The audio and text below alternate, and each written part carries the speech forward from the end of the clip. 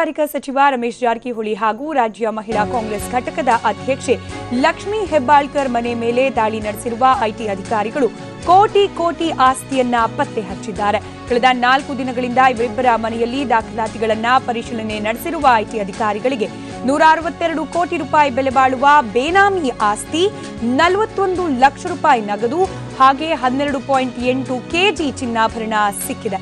ಇತ್ತೀಚೆಗೆ ರಾಜ್ಯ ಹೆದ್ದಾರಿ ಪ್ರಾಧಿಕಾರದ ಯೋಜನಾಧಿಕಾರಿ ಜಯಚಂದ್ರ ಹಾಗೂ ಕಾವೇರಿ ನೀರಾವರಿ ನಿಗಮದ ಎಂಡಿ ಚಿಕ್ಕರಾಯಪ್ಪ ಮನೆ ಮೇಲೆ ಐಟಿ ಅಧಿಕಾರಿಗಳು ದಾಳಿ ನಡೆಸಿ ಅಕ್ರಮ ಆಸ್ತಿ ಪತ್ತೆ ಹಚ್ಚಿದ ನಂತರ ಸರ್ಕಾರ ಅವರನ್ನ ಸೇವೆಯಿಂದ ಅಮಾನತು ಮಾಡಿತು. ಈಗ ಅದೇ ಮಾನದಂಡ ಅನುಸರಿಸಿ ರಮೇಶ್ ಜಾರಕಿಹೊಳಿ ಹಾಗೂ ಲಕ್ಷ್ಮೀ ಹೆಬ್ಬಾಳ್ಕರ್ ಮೇಲೆ ಕ್ರಮ ಕೈಗೊಳ್ಳುವ ಕೆಲಸ ಸಿಎಂ ಸಿದ್ದರಾಮಯ್ಯ ಹಾಗೂ ಕಾಂಗ್ರೆಸ್ ಪಕ್ಷ ಮಾಡಬೇಕಿದೆ. ಸಚಿವ ರಮೇಶ್ ಜಾರಕಿಹೊಳಿ ಮನೆ ಮೇಲೆ ನಡೆಸಿರುವ ದಾಳಿಯನ್ನ ಕಾಂಗ್ರೆಸ್ ಪಕ್ಷದ ಮೇಲಿನ ಟಾರ್ಗೆಟ್ ಅನ್ನೋ ಸಬೂಬು ಹೇಳೋದನ್ನ ನಿಲ್ಲಿಸಿ ಸರ್ಕಾರ ಅವರಿಂದ ರಾಜೀನಾಮೆ ಪಡೆಯದೇ ಇದ್ರೆ ಕಾಂಗ್ರೆಸ್ ಸರ್ಕಾರ ಅಕ್ರಮ ಸಂಪತ್ತು ಹೊಂದಿದವರ ಪರ ನಿಂತಿದೆ ಅನ್ನೋ ಸಂದೇಶ ರವಾನೆ ಆಗಲಿದೆ.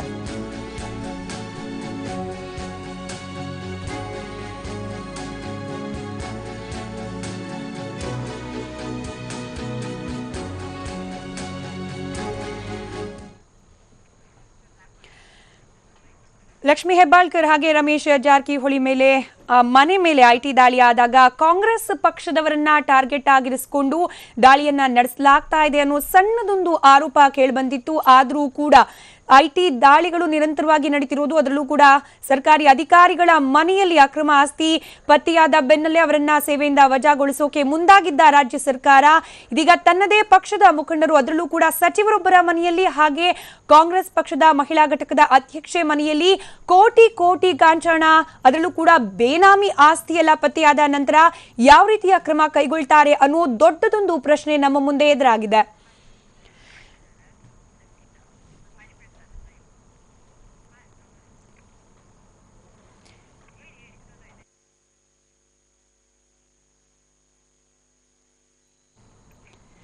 ಇವಾಗ ಮತ್ತಷ್ಟು ಡೀಟೇಲ್ಸ್ ಕೊಡ್ಲಿಕ್ಕೆ ನೇರ ಸಂಪರ್ಕದಲ್ಲಿ ಜಾಯ್ನ್ ಆಗ್ತಿದ್ದಾರೆ ನಮ್ಮ ಪ್ರತಿನಿಧಿ ಹರಿಪ್ರಸಾದ್. ಹರಿಪ್ರಸಾದ್, ನೈತಿಕತೆಯನ್ನ ತೋರುತ್ತಾ ರಾಜ್ಯ ಸರ್ಕಾರ ಅನ್ನೋ ದೊಡ್ಡ ಪ್ರಶ್ನೆ. ಯಾಕಂತಂದ್ರೆ ಅಧಿಕಾರಿಗಳ ಬೇನಾಮಿ ಆಸ್ತಿ ಅಥವಾ ಅಕ್ರಮ ಆಸ್ತಿ ಪತ್ತೆ ಆದಾಗ ಅನಾಮತ್ತಾಗಿ ಅವರನ್ನ ಸೇವೆಯಿಂದ ವಜಾಗೊಳಿಸುತ್ತೆ. ಆದ್ರೆ ತನ್ನದೇ ಪಕ್ಷದ ಮುಖಂಡೆ ಹಾಗೆ ತನ್ನದೇ ಸರ್ಕಾರದ ಸಚಿವರ ಮನೆಯಲ್ಲಿ ಅಕ್ರಮ ಆಸ್ತಿ ಪತ್ತೆಯಾಗಿರೋದು, ಏನ್ ಕ್ರಮ ಕೈಗೊಳ್ಬೇಕು ಅನ್ನೋ ನಿರೀಕ್ಷೆಯನ್ನ ನಾವು ಇಟ್ಕೊಳ್ಬಹುದು ರಾಜ್ಯ ಸರ್ಕಾರದಿಂದ ಅಂತ ಹೇಳಿ? ನಿಜ ಸ್ಮಿತಾ, ಇಲ್ಲಿ ಈಗೇನೋ ಇಬ್ಬರು ಅಧಿಕಾರಿಗಳ ಮನೆ ಮೇಲೆ ದಾಳಿ ನಡೆಸಿದಂತ ಸಂದರ್ಭದಲ್ಲಿ ಯಾವ ರೀತಿಯಾಗಿ ಅವರ ಮನೆಯಲ್ಲಿ ಅಕ್ರಮ ಆಸ್ತಿ ಸಿಕ್ಕಂತ ಸಂದರ್ಭದಲ್ಲಿ ಜಯಚಂದ್ರ ಮತ್ತು ಚಿಕ್ಕರಾಯಪ್ಪ ಇಬ್ಬರನ್ನು ಕೂಡ ಸೇವೆಯಿಂದ ಅಮಾನತುಗೊಳಿಸುವಂತಹ ಕೆಲಸವನ್ನ ಸರ್ಕಾರ ಮಾಡಿತು. ಆಗ್ಲೂ ಕೂಡ ಸರ್ಕಾರ ಏಕಾಏಕಿಯಾಗಿ ನಿರ್ಧಾರವನ್ನು ಕೈಗೊಂಡಿರಲಿಲ್ಲ. ಪ್ರತಿಪಕ್ಷಗಳು ಒತ್ತಡವನ್ನ ಹೇರಿದ ನಂತರ ಆಗ್ಲೂ ಕೂಡ ಮುಖ್ಯಮಂತ್ರಿ ಸಿದ್ದರಾಮಯ್ಯ ಅವರು ಹೇಳಿದ್ರು, ವಿಧಾನಸಭೆಯೊಳಗೆ ಮತ್ತು ವಿಧಾನ ಪರಿಷತ್ನಲ್ಲಿ ಗೃಹ ಸಚಿವರಾಗಿದ್ದಂತಹ ಡಾಕ್ಟರ್ ಜಿ ಪರಮೇಶ್ವರ್ ಅವರು ಕೂಡ ಅವತ್ತು ಬೆಳಗಾವಿಯಲ್ಲಿ ಸೆಷನ್ ನಡೀತಿರುವ ಸಂದರ್ಭದಲ್ಲಿ ಹೇಳ್ಕೊಂಡಿದ್ದು, ನಮಗಿನ್ನೂ ಕೂಡ ಮಾಹಿತಿ ಸಿಕ್ಕಿಲ್ಲ, ಮಾಹಿತಿ ಸಂಪೂರ್ಣವಾಗಿ ಬಂದ ನಂತರ ನಾವು ಕ್ರಮ ಕೈಗೊಳ್ತೀವಿ ಅನ್ನುವಂತ ಮಾತನ್ನ ಹೇಳಿ ಪ್ರತಿಪಕ್ಷದ ಒತ್ತಾಯದ ನಂತರ ಅವರಿಬ್ಬರನ್ನು ಕೂಡ ಸೇವೆಯಿಂದ ಅಮಾನತುಗೊಳಿಸುವಂತಹ ಕೆಲಸವನ್ನ ರಾಜ್ಯ ಸರ್ಕಾರ ಆ ಹಂತದಲ್ಲಿ ಮಾಡಿತ್ತು. ಈಗಲೂ ಕೂಡ ಇವತ್ತು ಕೂಡ ಮೈಸೂರಿನಲ್ಲಿ ಮುಖ್ಯಮಂತ್ರಿ ಸಿದ್ದರಾಮಯ್ಯ ಅವರು ಹೇಳ್ತಾರೆ, ರಮೇಶ್ ಜಾರಕಿಹೊಳಿ ಅವರ ಮನೆ ಮೇಲೆ ದಾಳಿ ನಡೆದು ಮಾಧ್ಯಮಗಳಲ್ಲೆಲ್ಲ ಬಂದು ಐಟಿ ಇಲಾಖೆ ತನ್ನದೇ ಆದಂತಹ ಒಂದು ಪ್ರೆಸ್ ನೋಟ್ ಅನ್ನು ಕೂಡ ರಿಲೀಸ್ ಮಾಡಿದೆ. ಅದರ ಮೂಲಕವಾಗಿ ಎಷ್ಟೆಷ್ಟು ಆಸ್ತಿ ಪಾಸ್ತಿ ಇವರುಗಳ ಮನೆಯಲ್ಲಿ ಸಿಕ್ಕಿದೆ ಅನ್ನುವಂಥದ್ರ ಬಗ್ಗೆ ಐಟಿ ಇಲಾಖೆನೆ ಬಹಿರಂಗ ಪಡಿಸಿದ ನಂತರವೂ ಕೂಡ ಮುಖ್ಯಮಂತ್ರಿ ಸಿದ್ದರಾಮಯ್ಯ ಅವರಿಗೆ ಮಾಹಿತಿ ಇಲ್ವಂತೆ. ಅಂದ್ರೆ ಅವರು ಹೇಳ್ಕೊಳ್ತಾರೆ, ಏನು ಐಟಿ ಅವರು ನಮ್ಮನ್ನ ಕೇಳಿ ಏನಾದ್ರೂ ದಾಳಿ ನಡೆಸ್ತಾರಾ ಅನ್ನುವಂತಹ ರೀತಿಯಲ್ಲಿ ಇವತ್ತು ಕೂಡ ಮುಖ್ಯಮಂತ್ರಿ ಅವರು ಮಾತಾಡ್ತಾರೆ. ಅಂದ್ರೆ ರಾಜ್ಯದಲ್ಲಿ ಮುಖ್ಯಮಂತ್ರಿ ಅವರಿಗೆ ಇದರ ಬಗೆಗಿನ ಇನ್ಫಾರ್ಮೇಶನ್ ಕೊಡತಕ್ಕಂತಹ ಡಿಪಾರ್ಟ್ಮೆಂಟ್ ಏನಾದ್ರೂ ವೀಕ್ ಆಗಿದೆಯಾ ಅನ್ನುವಂಥ ಪ್ರಶ್ನೆ ಪ್ರಮುಖವಾಗಿ ಕಂಡು ಬರುವಂತದ್ದು. ಇದರ ಜೊತೆಗೇನೆ ಇವರ ವಿರುದ್ಧವೂ ಕೂಡ ಕ್ರಮ ಕೈಗೊಳ್ಳಲೇಬೇಕಾಗಿರ್ತಕ್ಕಂಥ ರಾಜ್ಯ ಸರ್ಕಾರದ ಜವಾಬ್ದಾರಿ ಆಗುತ್ತೆ. ಹಿಂದೆ ಈಶ್ವರಪ್ಪ ಅವರ ಮನೆಯಲ್ಲಿ ಸಿಕ್ಕಿರ್ತಕ್ಕಂತಹ ಲೋಕಾಯುಕ್ತ ರೇಡ್ ಮಾಡಿದಂತಹ ಸಂದರ್ಭದಲ್ಲಿ ಸಿಕ್ಕಿದ್ದಂತಹ ಆಸ್ತಿ ಪಾಸ್ತಿಯ ವಿಚಾರದ ಬಗ್ಗೆ ಕಾಂಗ್ರೆಸ್ ನಾಯಕರು ವಿಧಾನ ಪರಿಷತ್ನ ಒಳಗಡೆ ನಿರಂತರವಾಗಿ ಈಶ್ವರಪ್ಪ ಅವರ ಮೇಲೆ ದಾಳಿ ಮಾಡಿಸೋದಕ್ಕೆ ಮಾತಾಡುವ ಸಂದರ್ಭದಲ್ಲಿ ಬಳಸ್ಕೊಳ್ತಾರೆ. ಅದೇ ಮಾನದಂಡ ಇವತ್ತು ಕಾಂಗ್ರೆಸ್ ಕೂಡ ಅಪ್ಲೈ ಆಗಬೇಕಾಗಿರುವಂತದ್ದು. ಕಾಂಗ್ರೆಸ್ ಕೂಡ ತಾನು ಅಕ್ರಮವನ್ನ ನಡೆಸಿದಂತವರ ಪರವಾಗಿ ಇಲ್ಲ, ತಾನು ಬೇನಾಮಿ ಆಸ್ತಿ ಹೊಂದಿರತಕ್ಕಂಥವರ ಪರವಾಗಿ ಇಲ್ಲ. ಯಾರ ಮನೆಯಲ್ಲಿ ಅಕ್ರಮ ಆಸ್ತಿ ಈಗ ಪತ್ತೆಯಾಗಿದೆ ಅನ್ನುವಂಥದ್ದು ಐಟಿ ಮೂಲಕವಾಗಿ ಬಂದಿದ್ದು ಇರ್ಲಿ, ಅದು ಅಕ್ರಮನೋ ಅಥವಾ ಅದಕ್ಕೆ ಪೂರಕವಾದಂತಹ ಆಧಾರ ಅವರಿಗೆ ಇದೆಯೋ ಇಲ್ವೋ ಅನ್ನುವಂಥದ್ದು ಮುಂದೆ ತನಿಖೆ ಸಂಪೂರ್ಣವಾಗಿ ನಡೆದ ನಂತರ ಗೊತ್ತಾಗುತ್ತೆ, ಅದರಲ್ಲಿ ಎರಡು ಮಾತಾ ಇಲ್ಲ. ಆದ್ರೆ ಈಗ ಅವರು ಸಚಿವ ಸ್ಥಾನದಲ್ಲಿ ಇದ್ರೆ ಅವರು ತಮ್ಮ ಪ್ರಭಾವವನ್ನ ಹಾಗಾದ್ರೆ ಬೀರೋದಿಲ್ವೇ? ಈಗಾಗಲೇ ಕಾಂಗ್ರೆಸ್ ಪಕ್ಷದಿಂದ ಕೇಳಿ ಬಂದಿರತಕ್ಕಂಥ ಒಂದು ಆರೋಪವೂ ಕೂಡ ಇತ್ತು, ಕಾಂಗ್ರೆಸ್ನ ನಾಯಕರುಗಳನ್ನ ಟಾರ್ಗೆಟ್ ಮಾಡ್ತಾ ಇದ್ದಾರೆ ಅಂತ ಹೇಳಿ. ಹಾಗಾದ್ರೆ ಕಾಂಗ್ರೆಸ್ ನಾಯಕರನ್ನ ಟಾರ್ಗೆಟ್ ಮಾಡಿ ಐಟಿ ದಾಳಿ ನಡೆಸಿ ಅವರ ಮನೆಯಲ್ಲಿ ಅಕ್ರಮವಾಗಿರ್ತಕ್ಕಂಥ ಆಸ್ತಿ ಸಿಗೋದಿಕ್ಕೆ ಸಾಧ್ಯನಾ? ಹಾಗೇನೆ ಲಕ್ಷ್ಮೀ ಹೆಬ್ಬಾಳ್ಕರ್ ಅವರ ಸಹೋದರ ಇದೇ ಒಂದು ವಿಚಾರಕ್ಕೆ ಸಂಬಂಧಪಟ್ಟಂತೆ ಓರ್ವ ಮುಖಂಡನ ಮನೆ ಮೇಲೆ ದಾಳಿ ನಡೆಸಿರ್ತಕ್ಕಂಥ ಕೂಡ ಬೆಳಗಾವಿ ನಗರದಲ್ಲಿ ನಡೆದಿದೆ. ಅಂದ್ರೆ ಯಾರ ಮನೆಯಲ್ಲಿ ಅಕ್ರಮ ಇದೆಯೋ ಅದರ ಬಗ್ಗೆ ಯಾರಾದ್ರೂ ಮಾಹಿತಿ ಕೊಟ್ರೆ ಅವರ ಬಾಯಿ ಮುಚ್ಚಿಸುವಂತ ಕೆಲಸವನ್ನು ಇವರನ್ನೆಲ್ಲ ಮಾಡ್ತಾ ಇದ್ದಾರಾ? ಈ ರೀತಿಯಂತ ಪ್ರಶ್ನೆಗಳು ಬರುತ್ತೆ. ಕಾಂಗ್ರೆಸ್ ಪಕ್ಷವು ಕೂಡ ಲಕ್ಷ್ಮೀ ಹೆಬ್ಬಾಳ್ಕರ್ ವಿರುದ್ಧ ಕ್ರಮವನ್ನ ಕೈಗೊಳ್ಳಬೇಕಾಗತ್ತೆ. ಅವರನ್ನ ಪಕ್ಷದ ಮಹಿಳಾ ಘಟಕದ ಅಧ್ಯಕ್ಷೆಯಾಗಿ ಮುಂದುವರಿಸಿಕೊಂಡು ಹೋದ್ರೆ ಯಾವ ರೀತಿಯಂತ ಉತ್ತರವನ್ನ ಮುಂದಿನ ಚುನಾವಣೆಯ ಸಂದರ್ಭಗಳಲ್ಲಿ ಇವರು ಹಾಗಾದ್ರೆ ಹೇಳ್ತಾರೆ? ಯಾವ ರೀತಿಯಾದಂತಹ ಮಾತನ್ನ ಇವರು ಆಡ್ತಾರೆ? ನಾವು ಅಕ್ರಮದ ವಿರುದ್ಧ ಇದ್ದೀವಿ ಅನ್ನೋದನ್ನ ಹೇಗೆ ಹೇಳೋದಕ್ಕೆ ಸಾಧ್ಯ ಆಗುತ್ತೆ? ಡಿಮಾನಿಟೈಸೇಷನ್ ಆದ ನಂತರ ದೇಶದಾದ್ಯಂತ ನಡೆದಿರತಕ್ಕಂತ ಐಟಿ ರೇಡ್ ಅನ್ನು ಏನೋ ತೀವ್ರಗೊಳಿಸಲಾಗಿದೆ. ಅದೇ ರೀತಿಯಾಗಿ ಬೆಳಗಾವಿಯಲ್ಲೂ ಕೂಡ ಗೋವಾ ಮತ್ತು ಕರ್ನಾಟಕದ ಐಟಿ ಅಧಿಕಾರಿಗಳು ನಿರಂತರವಾಗಿ ಗೋವಾ ಮತ್ತು ಕರ್ನಾಟಕದಲ್ಲಿ ದಾಳಿಯನ್ನ ಡಿಮಾನಿಟೈಸೇಷನ್ ನಂತರ ಅಂದ್ರೆ ನವೆಂಬರ್ 8ರ ನಂತರ ನಿರಂತರವಾಗಿ ಮಾಡ್ಕೊಂಡು ಬಂದಿದ್ದಾರೆ. ಆ ಸಂದರ್ಭದಲ್ಲಿ ಅನೇಕರ ಮನೆಗಳಲ್ಲಿ ಈ ರೀತಿಯ ಅಕ್ರಮ ಸಂಪತ್ತು ಕಂಡು ಬಂದಿರತಕ್ಕಂಥ ಕೂಡ ನಮ್ಗೆ ಗೊತ್ತಾಗ್ತಾ ಇರುವಂತದ್ದು. ಅದರ ಮುಂದುವರೆದ ಭಾಗವಾಗಿ ಈಗ ರಮೇಶ್ ಜಾರಕಿಹೊಳಿ ಮತ್ತು ಲಕ್ಷ್ಮೀ ಹೆಬ್ಬಾಳ್ಕರ್ ಅವರ ಮನೆಯಲ್ಲೂ ಕೂಡ ಸಿಕ್ಕಿರುವಂತ ಗಮನಿಸಿದ್ರೆ ಇವರಿಬ್ರು ಕೂಡ ಅಕ್ರಮ ಆಸ್ತಿಯನ್ನು ಹೊಂದಿದ್ದಾರಾ?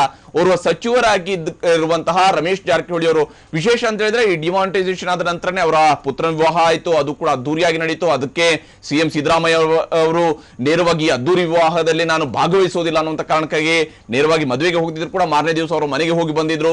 ಈ ರೀತಿಯಂತದಲ್ಲೂ ಕೂಡ ನಡೆದಿರ್ತಕ್ಕಂಥದ್ದು ಗಮನಿಸಿದಾಗ ಇವರು ಹೊಂದಿರುವಂತಹ ಪ್ರಭಾವ, ಇವ್ರಿಗೆ ಇರತಕ್ಕಂತಹ ಪ್ರಭಾವವನ್ನು ಬಳಸಿ ಮುಂದೆಯೂ ಕೂಡ ತನಿಖೆ ಸಂದರ್ಭದಲ್ಲಿ ತಮ್ಮದೇ ಆದಂತಹ ಪ್ರಭಾವವನ್ನು ಇವರು ಬೀರಬಹುದು. ಇವತ್ತೇನೋ ಪರಮೇಶ್ವರ್ ಅವರು ಇವರಿಂದ ವಿವರಣೆಯನ್ನ ಕೇಳಿದ್ದಾರೆ.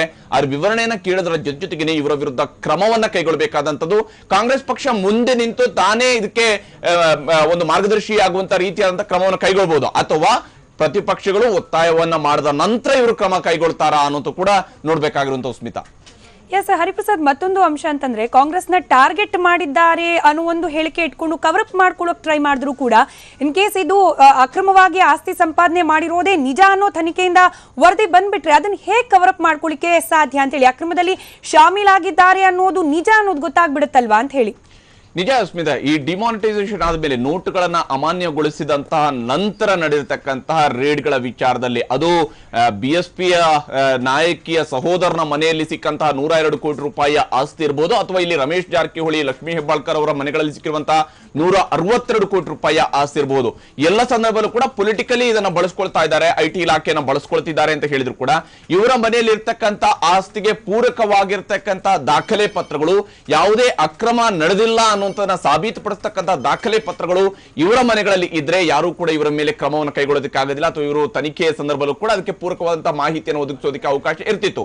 ಒಬ್ಬರ ಮನೆಯಲ್ಲಿ 12.5 ಕೆಜಿಯಷ್ಟು ಚಿನ್ನಾಭರಣ ಸಿಗುತ್ತೆ ಅಂತ ಹೇಳಿದ್ರೆ ಕೇಂದ್ರ ಸರ್ಕಾರ ನಿಗದಿಪಡಿಸಿರ್ತಕ್ಕಂಥ ಮಿತಿಗಿಂತ ಹೆಚ್ಚಿನ ಚಿನ್ನಾಭರಣ ಅವರ ಮನೆಯಲ್ಲಿ ಇದೆ ಅಂತ ಹೇಳಿ ಅರ್ಥ ಆಗುತ್ತೆ. ಅಷ್ಟು ಚಿನ್ನಾಭರಣ ಅವರ ಮನೆಯಲ್ಲಿ ಇದೆ ಅಂತ ಹೇಳಿದ್ರೆ ಅದನ್ನ ಅವರು ಇನ್ಕಮ್ ಡಿಕ್ಲರೇಷನ್ ಅಲ್ಲಿ ಮಾಡ್ಕೊಂಡಿದ್ದಾರೆ. ಡಿಕ್ಲರೇಷನ್ ಅಲ್ಲಿ ಮಾಡಿರ್ತಕ್ಕಂಥದಕ್ಕೆ ಅದು ಹೋಲಿಕೆ ಆಗುತ್ತೆ. ಯಾಕಂದ್ರೆ ಅವರು ಲೋಕಾಯುಕ್ತಕ್ಕೆ ಮತ್ತು ಚುನಾವಣಾ ಆಯೋಗಕ್ಕೂ ಕೂಡ ಅವರು ತಮ್ಮಲ್ಲಿರ್ತಕ್ಕಂಥ ಇನ್ಕಮ್ ಅನ್ನ ಡಿಕ್ಲೇರ್ ಮಾಡ್ಕೊಳ್ತಾರೆ. ಇದಕ್ಕೆ ಪೂರಕವಾಗಿರ್ತಕ್ಕಂಥ ದಾಖಲೆಗಳು ಅವರಲ್ಲಿ ಇದ್ದಂತ ಪಕ್ಷದಲ್ಲಿ ಅದನ್ನ ಮುಂದಿನ ಹಂತದಲ್ಲಿ ಅವರು ಐಟಿ ಇಲಾಖೆಯು ಕೂಡ ಪ್ರೊಡ್ಯೂಸ್ ಮಾಡ್ತಾರೆ. ಈಗಾಗಲೇ ಅವರು ತನಿಖೆ ನಡೆಸುವಂತ ಸಂದರ್ಭದಲ್ಲಿ ಕೂಡ ಕೊಡ್ತಾರೆ. ಆದ್ರೆ ಐಟಿ ಇಲಾಖೆ ಕೊಟ್ಟಿರ್ತಕ್ಕಂಥ ಈ ಒಂದು ಪ್ರೆಸ್ ನೋಟ್ ಅನ್ನ ಆಧರಿಸಿ ನಾವು ನೋಡಿದ್ರು ಕೂಡ ಇದರಲ್ಲಿ ಬೇನಾಮಿ ಆಸ್ತಿ ಇದೆ ಅನ್ನುವಂತ ಉಲ್ಲೇಖ ಇರುವಂತದನ್ನ ಗಮನಿಸಿದಾಗ ಯಾವ ರೀತಿಯಾದಂತಹ ಅಕ್ರಮ ಸಂಪತ್ತು ಹಾಗಾದ್ರೆ ಇವರ ಮನೆಗಳಲ್ಲಿ ಸಿಕ್ಕಿದೆ ಅನ್ನುವಂಥದ್ದು ಕೂಡ ಪ್ರಶ್ನೆ ಆಗುತ್ತೆ.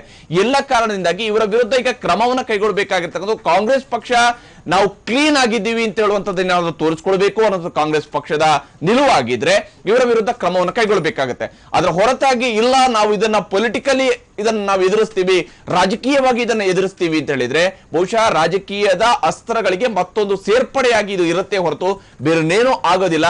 ಬಹುಶಃ ರಾಜ್ಯ ಸರ್ಕಾರ ಈ ವಿಚಾರದಲ್ಲಿ ಕಠಿಣ ಕ್ರಮವನ್ನು ಕೈಗೊಳ್ಳಬೇಕಾಗುತ್ತೆ.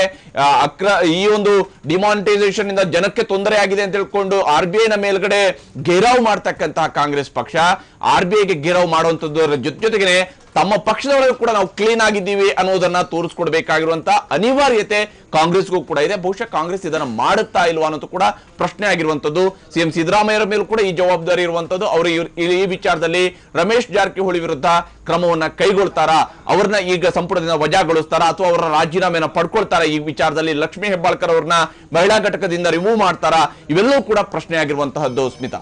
ನಿಜ ಹರಿಪ್ರಸಾದ್, ಈ ಹಿಂದೆ ಕೂಡ ಹಲವಾರು ಸಚಿವರ ವಿರುದ್ಧ ಹಲವಾರು ರೀತಿಯ ಆರೋಪ ಕೇಳಿಬಂದಾಗ್ಲೂ ಕೂಡ ಬಲವಾಗಿ ಸಮರ್ಥಿಸಿಕೊಂಡಿತ್ತು ಕಾಂಗ್ರೆಸ್ ಪಕ್ಷ ಅದನ್ನ. ಹಾಗೆ ಸರ್ಕಾರ ಕೂಡ ಅಂದ್ರೆ ಸಿಎಂ ಹಾಗೆ ಪರಮೇಶ್ವರ್ ಕೂಡ ಅವರ ಪರವಾಗಿ ಬ್ಯಾಟಿಂಗ್ ಮಾಡಿದ್ದನ್ನ ನೋಡಿದ್ವಿ. ಸೊ ಅಕ್ರಮ ಆಸ್ತಿ ಅನ್ನೋ ಆರೋಪಕ್ಕೆ ಸಚಿವ ಸ್ಥಾನದಿಂದ ವಜಾಗೊಳಿಸ್ಬಿಡ್ತಾರಾ ಅನ್ನೋ ಪ್ರಶ್ನೆ ಕೂಡ ಎದುರಾಗುತ್ತೆ ಅಲ್ವಾ ಅಂತ ಹೇಳಿ. ಅರೆ, ಅಕ್ರಮ ಆಸ್ತಿಯ ವಿಚಾರದಲ್ಲಿ ಇಲ್ಲಿ ಐಟಿ ದಾಳಿಯನ್ನು ನಡೆಸಿದೆ. ಐಟಿ ಇಲಾಖೆ ದಾಳಿಯನ್ನು ನಡೆಸಿದ ನಂತರ ಅಲ್ಲಿ ಅಕ್ರಮ ಆಸ್ತಿ ಪತ್ತೆಯಾಗಿರ್ತಕ್ಕಂಥದ್ದು. ಹೀಗೆ ಪತ್ತೆಯಾಗಿರ್ತಕ್ಕಂಥ ಆಸ್ತಿ ಇರುವಂತಹ ಸಂದರ್ಭದಲ್ಲಿ ಈಗ ಕ್ರಮವನ್ನು ಕೈಗೊಳ್ಳಬೇಕಾಗಿರ್ತಕ್ಕಂಥ, ಯಾಕಂದ್ರೆ ನಾವು ಸ್ವಚ್ಛ ಪಾರದರ್ಶಕವಾದಂತಹ ಆಡಳಿತ ಕೊಡ್ತೀವಿ ಅಂತ ರಾಜ್ಯದ ಜನರ ಮುಂದೆ ಪ್ರಾಮಿಸ್ ಮಾಡಿ ರಾಜ್ಯದ ಜನ ಇವರ ಭರವಸೆಯನ್ನು ನಂಬಿಕೊಂಡು ಇವರಿಗೆ ಮತ ಹಾಕಿ ಇವರು ಈಗ ಅಧಿಕಾರದಲ್ಲಿ ಇರ್ತಕ್ಕಂಥವ್ರು. ಹಾಗಾಗಿ ಸ್ವಚ್ಛ ಪಾರದರ್ಶಕ ಆಡಳಿತ ಅನ್ನುವಂಥದ್ದು, ಭ್ರಷ್ಟಾಚಾರ ರಹಿತವಾದಂತಹ ಆಡಳಿತ ಅನ್ನುವಂಥದ್ದನ್ನ ಹೇಳ್ಕೊಂಡು ಬಂದಿದ್ದಾಗ ಪಾರದರ್ಶಕವಾಗಿ ಈಗಾಗಲೇ ಸಿಕ್ಕಿರ್ತಕ್ಕಂಥ ಮಾಹಿತಿಯ ಪ್ರಕಾರ ಇರತಕ್ಕಂಥದ್ದು ಇಷ್ಟೊಂದು ಪ್ರಮಾಣದ ಅಕ್ರಮ ಆಸ್ತಿ ಅಥವಾ ಅದಕ್ಕೆ ಪೂರಕವಾದ ದಾಖಲೆಗಳಿಲ್ಲದ ಆಸ್ತಿಯನ್ನ ಅವರೇನೋ ವಶಕ್ಕೆ ತೆಗೆದುಕೊಂಡಿದ್ದಾರೆ. ಅದಕ್ಕೆ ಮುಂದೆ ತನಿಖೆ ನಡೆಯುತ್ತೆ. ತನಿಖೆ ನಂತರ ಸತ್ಯಾಸತ್ಯತೆ ಹೊರಬೀಳುತ್ತೆ. ರಮೇಶ್ ಜಾರಕಿಹೊಳಿ ಅವರ ಮನೆಯಲ್ಲಿ ಎಷ್ಟು ಅಕ್ರಮ ಆಸ್ತಿ ಸಿಕ್ಕಿತ್ತು, ಅದಕ್ಕೆ ಎಷ್ಟು ದಾಖಲೆಗಳನ್ನು ರಮೇಶ್ ಜಾರಕಿಹೊಳಿ ಅವರು ಕೊಡ್ತಾರೆ, ಲಕ್ಷ್ಮೀ ಹೆಬ್ಬಾಳ್ಕರ್ ಅವರು ಎಷ್ಟು ದಾಖಲೆಯನ್ನು ಕೊಡ್ತಾರೆ, ಕೋಆಪರೇಟಿವ್ ಸೊಸೈಟಿಗಳಿಂದ ಇಲ್ಲಿ ಹಣ ವರ್ಗಾವಣೆ ಆಗಿದೆ ಅನ್ನುವಂತಹ ರೀತಿಯಾದಂತಹ ಒಂದು ಆಪಾದನೆಯೂ ಕೂಡ ಇದೇ ಸಂದರ್ಭದಲ್ಲಿ ಇರುವಂತದ್ದು. ಇವೆಲ್ಲವೂ ಕೂಡ ಎಷ್ಟು ಪ್ರಮಾಣದಲ್ಲಿ ಇದೆ, ಇದಕ್ಕೆ ಪೂರಕವಾದ ದಾಖಲೆಗಳು ಏನು, ಇವರು ಹೊಂದಿರತಕ್ಕಂತಹ ಸಕ್ಕರೆ ಸಹಕಾರಿ ಸಕ್ಕರೆ ಕಾರ್ಖಾನೆಗಳಿಂದ ಹೊಂದಿರತಕ್ಕಂತಹ ಹಣ ಎಷ್ಟರ ಮಟ್ಟಿಗೆ ಇಲ್ಲಿ ಬಳಕೆಯಾಗಿದೆ, ಎಷ್ಟು ಹಣ ಬಂದಿದೆ, ಇವರ ಖಾತೆಗಳಿಗೆ ಬಂದಿದೆಯಾ, ಇವರ ಮನೆಯಲ್ಲಿ ಅದಕ್ಕೆ ಪೂರಕವಾದಂತಹ ಆಸ್ತಿ ಪಾಸ್ತಿ ಸಿಕ್ಕಿದೆಯಾ, ಇವೆಲ್ಲವೂ ಕೂಡ ಮುಂದೆ ಗೊತ್ತಾಗುತ್ತೆ. ಆದ್ರೆ ಇವೆಲ್ಲವೂ ಕೂಡ ತನಿಖೆ ಮುಗಿದ ನಂತರ ನಾವು ಕ್ರಮವನ್ನು ಕೈಗೊಳ್ತೀವಿ ಅಂತ ಹೇಳಿ ಆದ್ರೆ ಸರ್ಕಾರ ಮಾಡಬೇಕಾಗಿರೋ ಕ್ರಮ ಅದಾಗಿರಲಿಲ್ಲ. ಹಾಗಾದ್ರೆ ಆಡಳಿತದಲ್ಲಿರ್ತಕ್ಕಂಥ ವ್ಯಕ್ತಿ ಓರ್ವ ಟೆಂಟೆಡ್ ಆಗಿರ್ತಕ್ಕಂಥ ಅಂದ್ರೆ ಆಪಾದನೆಗಳನ್ನು ಹೊಂದಿರತಕ್ಕಂಥ ಓರ್ವ ವ್ಯಕ್ತಿ ಆಡಳಿತದಲ್ಲಿ ಮುಂದುವರಿಬೇಕಾ ಅನ್ನುವಂಥದ್ದು ಪ್ರಶ್ನೆ ಆಗಿರುತ್ತದೆ. ಇದಕ್ಕೆ ಕಾಂಗ್ರೆಸ್ ಮುಂದೆ ರಾಜ್ಯ ಜನರ ಮುಂದೆ ಕೂಡ ಉತ್ತರವನ್ನು ಕೊಡಬೇಕಾಗತ್ತೆ. ಹಾಗಾಗಿ ಕಾಂಗ್ರೆಸ್ ಪಕ್ಷ ಇವಾಗ ಕೈಗೊಳ್ಳಬೇಕಾಗಿರತಕ್ಕಂಥದ್ರಲ್ಲಿ ಪ್ರಧಾನವಾಗಿ ಇಂಥದೊಂದು ಐಟಿ ದಾಳಿಯನ್ನು ನಡೆಸಿ ಓರ್ವ ಸಚಿವರ ಮನೆಯಲ್ಲಿ ಇಷ್ಟೊಂದು ಪ್ರಮಾಣದ ಆಸ್ತಿ ಪಾಸ್ತಿ ಸಿಕ್ಕಿದೆ ಅಂತ ಹೇಳಿ ಆದ್ರೆ ಅವರ ವಿರುದ್ಧ ಕ್ರಮ ಕೈಗೊಳ್ಳಬೇಕಾಗಿರತಕ್ಕಂಥ ಜವಾಬ್ದಾರಿ ರಾಜ್ಯ ಸರ್ಕಾರದಾಗಿರುವಂಥದ್ದು.